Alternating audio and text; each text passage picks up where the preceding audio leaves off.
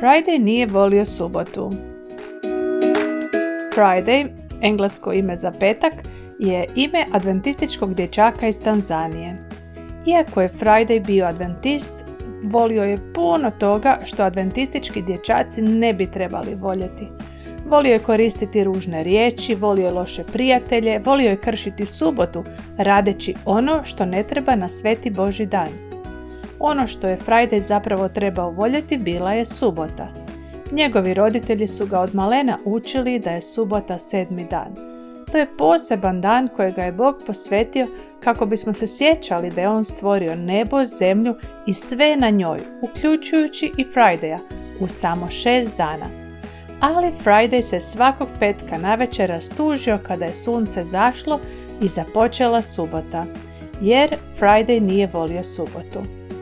Jedne subote učiteljica u subotnjoj školi je rekla djeci da nakon bogoslužja ne idu kući, već da ostanu u crkvi.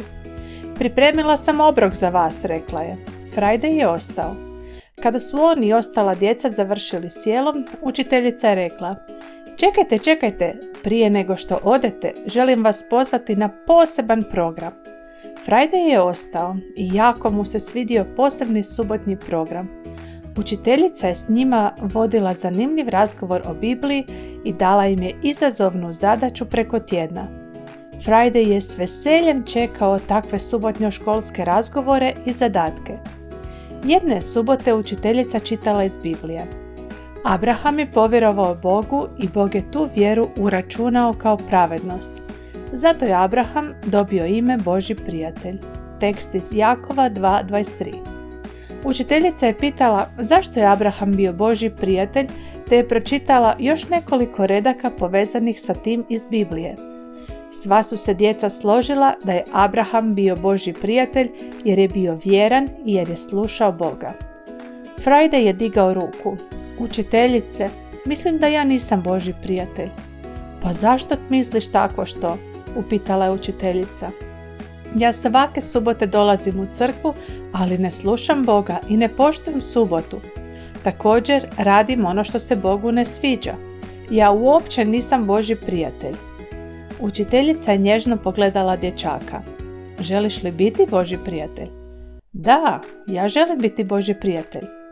Učiteljica je uvjeravala Fridaya da može postati Božji prijatelj ako bude vjerovao i slušao Boga kao što je to činio Abraham. Friday je želio postati Božji prijatelj. Kad se vratio kući, pročitao je odlomak iz Biblije i razgovarao s Bogom u molitvi. Priznao je Bogu da voli raditi puno toga što adventistički dječaci ne bi trebali voljeti. Pokajao se i zamolio Boga da mu pomogne biti poslušan. Sljedeću subotu Friday se vratio u subotnju školu. Sada sam i ja Božji prijatelj. Druga djeca su bila jako sretna zbog njega. Smiješila su se i čestitala mu. Učiteljica je bila zadovoljna.